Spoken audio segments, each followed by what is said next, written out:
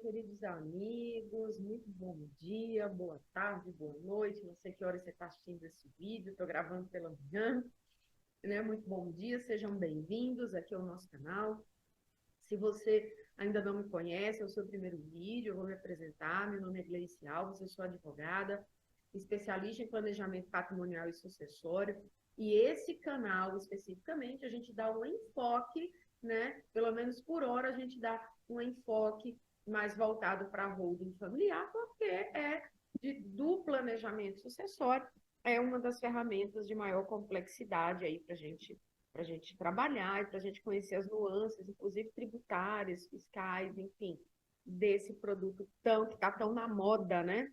Deixa eu arrumar aqui meu microfone para melhorar o áudio para vocês, né? Está tão na moda, está tão falada e tão mistificada, né? Falam também algumas coisas que, meu Deus do céu, totalmente fora da curva da realidade. E o objetivo do canal é a gente navegar aqui na realidade, na segurança do que efetivamente é uma holding, quando ela serve e quando ela não serve, se ela pode ser utilizada sozinha ou em conjunto com outras ferramentas, ok? Então, sejam todos muito bem-vindos. Se você está chegando hoje, esse conteúdo fizer sentido para você, deixe seu like, deixe seu comentário, coloque aqui suas dúvidas aqui no nosso canal, porque a gente aqui sempre está trazendo novidades e atendendo aqui as dúvidas de vocês. Deixa eu dar só um ajustezinho aqui no áudio, para ficar melhor para vocês ainda. Ok?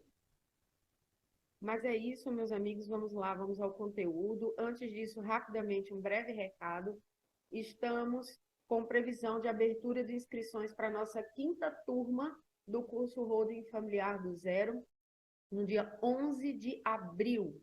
11 de abril de 2023, teremos a abertura das inscrições da nossa quinta turma do curso Holding Familiar do Zero, tá? E aí, gente, é fundamental, se você já estava aguardando essa abertura de turma, se você realmente quer sair dessa celeuma do contencioso, né? Só quem sabe o que é o contencioso é quem sofre atuando nele, como eu também já sofri há uns anos atrás, né? Faça sua pré-inscrição. Faça sua pré-inscrição no curso. A gente vai ter os bônus que a gente sempre disponibiliza, a gente sempre tem os descontos, a gente sempre tem vantagens especiais para aqueles que estão inscritos nas nossas listas VIP. Então, se você ainda não está na nossa lista VIP, faça sua pré-inscrição. O link está aqui na descrição do vídeo. Dia 11 de abril, teremos a abertura de nova turma. Quinta turma do curso Holding Familiar do Zero, ok? Esses dias eu vou fazer um novo vídeo aí apresentando o nosso curso e mostrando para vocês qual é a nossa proposta de trabalho, ok? Mas não é o vídeo de hoje. Gente, o vídeo de hoje, ele trata de uma dúvida que é espetacular, assim, a dúvida da colega. Gente, tem algo de errado, não está certo aqui com esse meu áudio. O retorno está muito baixo. E deixa eu ver aqui se é só o volume. É volume. Era só o volume do microfone. Ok, prontinho. Pronto, gente, vamos lá.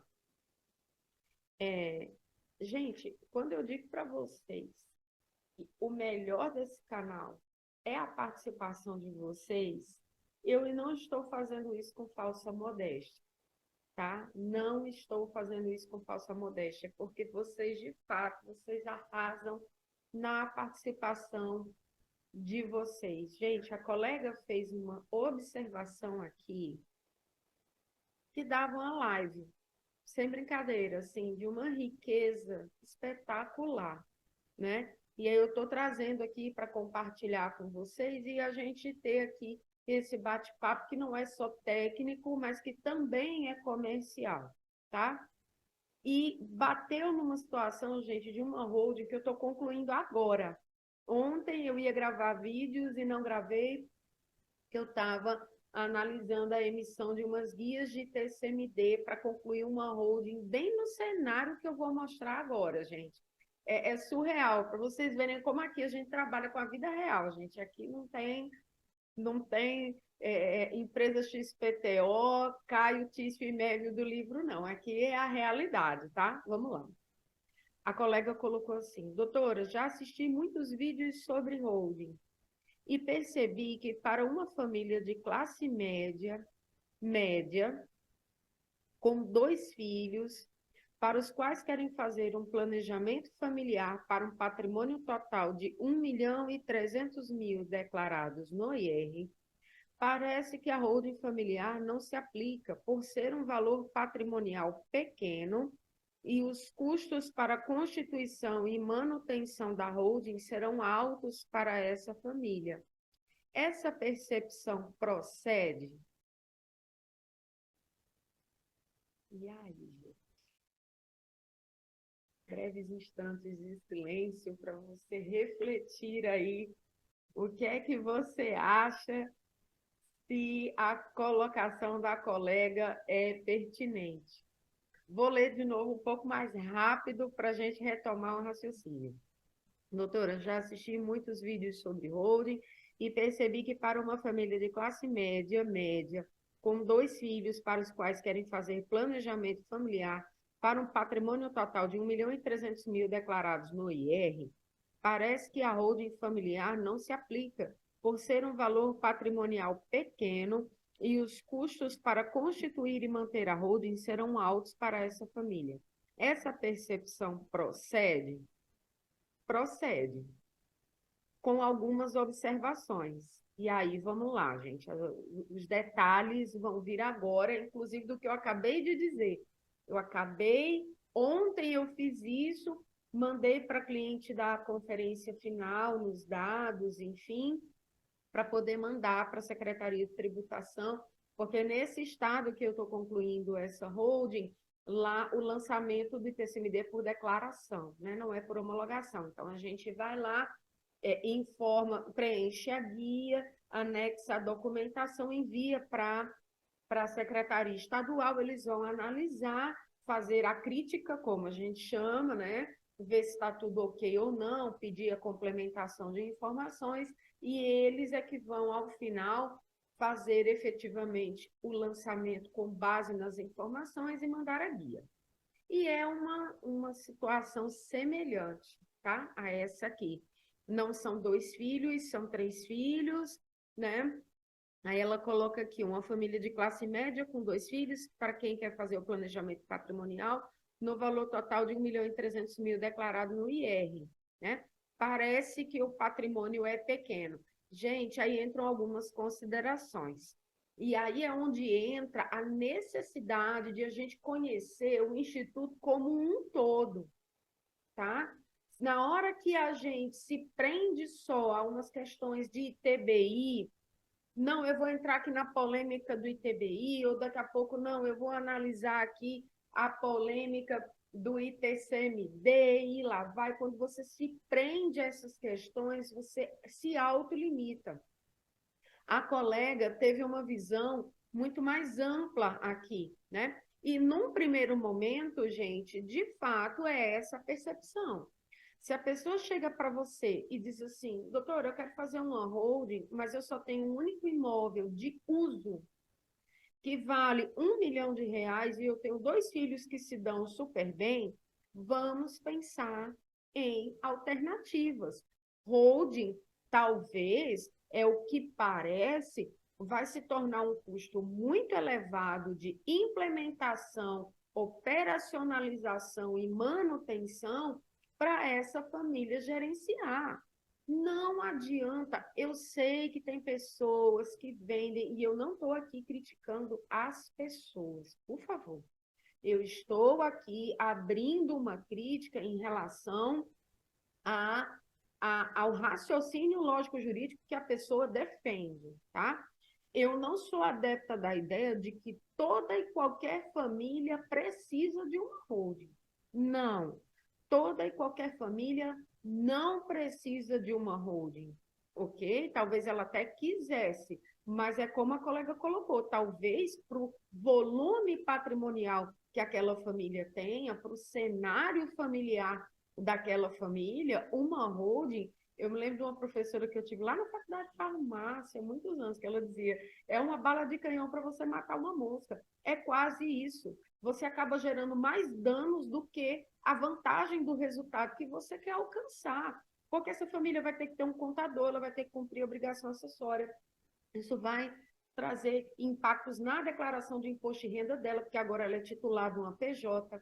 Entende, gente? Aí vem toda aquela discussão da PJ inerte, da PJ cofre, né? Que ela não faz jus à imunidade do ITBI, que ela pode ter o CNPJ suspenso e posteriormente cancelado se ela não demonstrar nenhuma atividade econômica ao longo dos anos, né? Então, assim, isso ainda não aconteceu, mas a lei está lá. E na hora que a Receita Federal ela quiser lançar a mão do dispositivo e fazer essa varredura, que de tempos em tempos isso já acontece, essa empresa, de repente, pode entrar em liquidação. E essa família de classe média, que não tem sequer a vivência do que é ter um CNPJ no nome dela, ela vai ficar com o papel na mão sem saber o que fazer. Com uma empresa em liquidação, né, baixada, com o CNPJ baixado na Receita, sem saber fazer o que fazer com o patrimônio que está lá dentro, com cotas doadas, a gente olha a complicação disso, né? Então, assim, concordo com a colega, né? Num primeiro momento, e eu vou trazer as ressalvas aqui, né? No primeiro momento é o que se apresenta. Rapaz, será que vale mesmo a pena ter uma holding familiar nessas condições? Num primeiro momento, gente, eu já adianto que não vale. Gleice, e por que você está frisando tanto num primeiro momento, num primeiro momento? Porque, veja bem, a colega colocou aqui algumas informações, gente, que são importantes.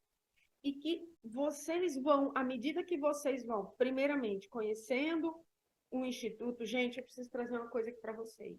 Eu preciso trazer isso para vocês. Porque isso é uma dor que eu tenho em relação à questão de produção de conteúdo que às vezes acontece aqui na internet. Gente, a teoria e a prática andam juntas, entende? Não tem jeito.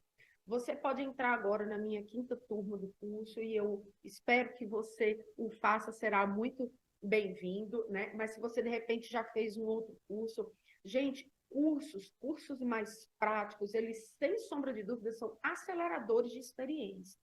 Por exemplo, lá no curso a gente tem aulas quinzenais. Então, lá a gente tem um ambiente, inclusive amanhã tem aula, né, encontro ao vivo, aí alunos amanhã, nosso encontro de março. Março a gente teve 3 encontros, né, porque março é um mês mais longo. Então, lá você tem contadores, você tem advogados, as pessoas trazem suas experiências, quais são as dificuldades que elas estão tendo ao longo do caminho. E, sem sombra de dúvida, a gente tem aceleradores de experiências nesses encontros. Eu não tenho a menor dúvida disso, isso é fantástico. Mas você só vai ter uma boa experiência, gente, se você tiver um bom conhecimento técnico de base, tá? Senão você vai ter muito mais dificuldade de executar, de ir para o campo de batalha, de ir para a prática, porque você está desmuniciado, tá? E aí, com o tempo, estudando por um lado e praticando pelo outro, você vai pegando a visão mais estratégica e mais global da situação. Então, vamos analisar aqui pontos de atenção e depois eu vou falar dessa holding que eu estou fazendo agora recentemente. Gente, primeira coisa, ela colocou aqui, ó, com 2 filhos para os quais querem fazer um planejamento familiar, para um patrimônio total de 1.300.000 declarados no imposto de renda. Gente, 1.300.000 declarado no IR, a gente se pergunta, é 1.300.000 que foi, esse bem foi adquirido recentemente ou ele foi adquirido há muito tempo? Porque, veja bem, se esse imóvel, eu imagino que é um imóvel pelo valor, né, de 1.300.000 declarado no IR, for um imóvel muito antigo, ele entrou lá atrás por 1.300.000, hoje ele facilmente está por 5, 6, às vezes até 7 milhões de reais. Já mudou o cenário. Então, qual é o valor de mercado atual desse imóvel? Entende? Outra questão, porque aí, veja, você pode ter um impacto muito grande lá na frente na sucessão, que a holding é capaz hoje de amortecer, entende? Então, é possível PJ esse bem, é possível ir fazendo a doação de cotas de tempos em tempos e ir ao longo do tempo diminuindo o impacto do ITCMD. Perfeito? Isso é uma das situações, gente, isso é uma das nuances, existem inúmeras. Outro ponto que a gente precisa levar em conta, esse imóvel é rural ou esse imóvel é urbano? É um terreno, é uma casa, é um apartamento? Há o interesse dessa família, por exemplo, se desfazer desse imóvel, né? Ou não, é um imóvel que eles pretendem conservar. É um terreno? Não, às vezes é um terreno, a pessoa tem lá um terreno muito grande, que hoje está muito bem avaliado, e de repente a pessoa quer ficar com uma parte do terreno, dividir em matrículas menores e vender esse terreno. Gente, existem inúmeras possibilidades.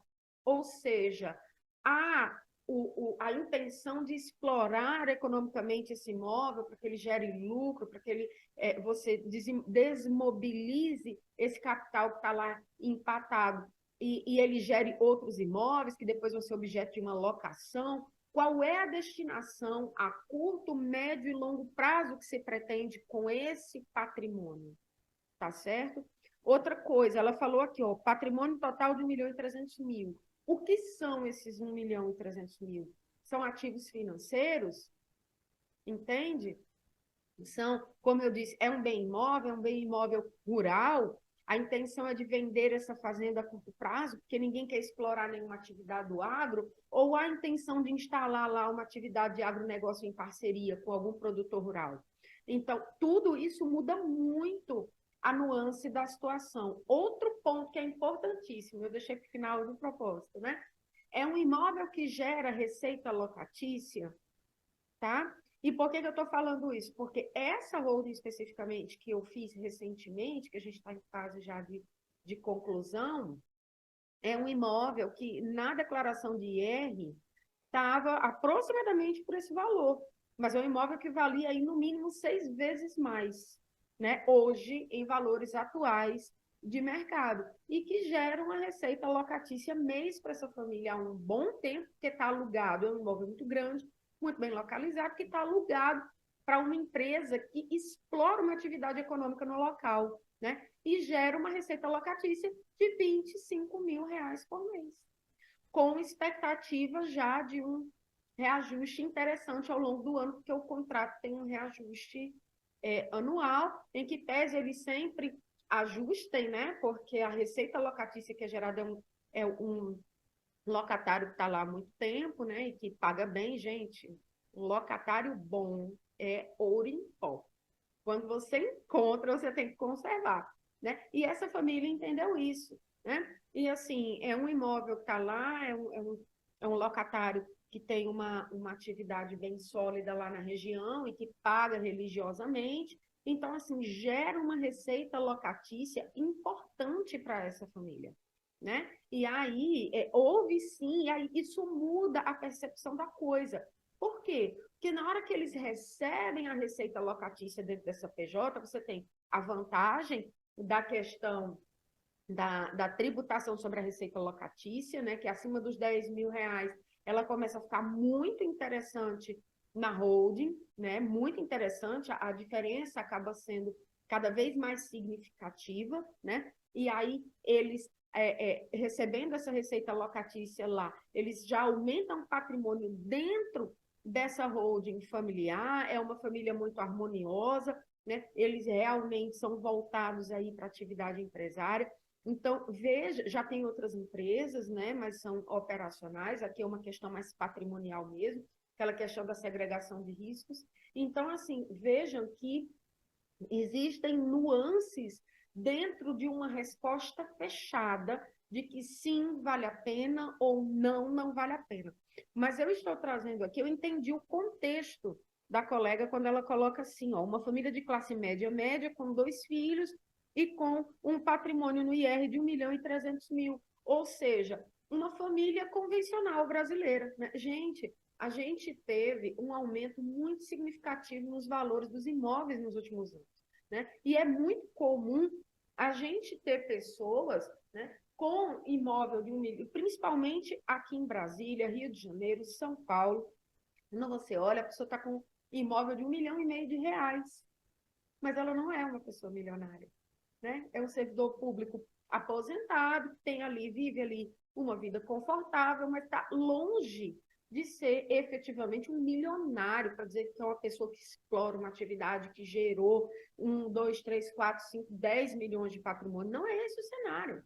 Mas a evolução, né, do preço dos imóveis, né, um pouco também relacionada à especulação imobiliária, fez com que o patrimônio dessas pessoas saltasse.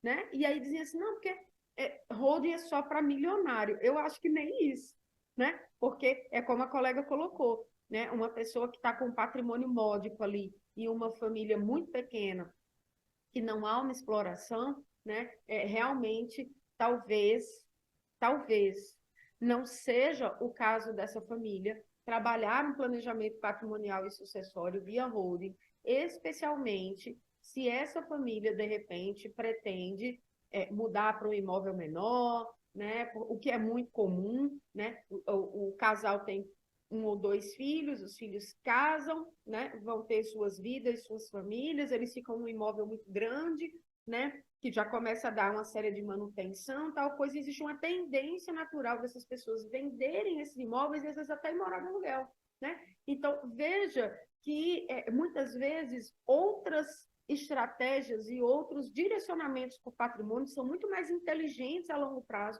do que fazer uma holding. Então, gente, holding, de fato, não é para todo mundo. Ok, gente? Vamos desmistificar isso aqui. Às vezes o custo não vale a pena o benefício, porque a pessoa vai levar 20 anos para oferir um benefício com toda aquela estrutura que foi montada, gente. Não faz sentido você diferir tanto no tempo a vantagem daquela família. Ok, meus amigos? Bom, era esse o objeto do vídeo de hoje, né? Espero que vocês tenham gostado aí. Vou já para uma reunião e já volto gravando mais vídeos. E só lembrando a vocês que as pré-inscrições estão abertas. Quinta turma do curso Holding Familiar do Zero, abrindo no dia 11 de abril. Faça a sua pré-inscrição, entre no nosso grupo VIP para você ter acesso aos bônus e aos descontos com exclusividade. Ok, queridos amigos? Fortíssimo abraço e te vejo no próximo vídeo. Até lá!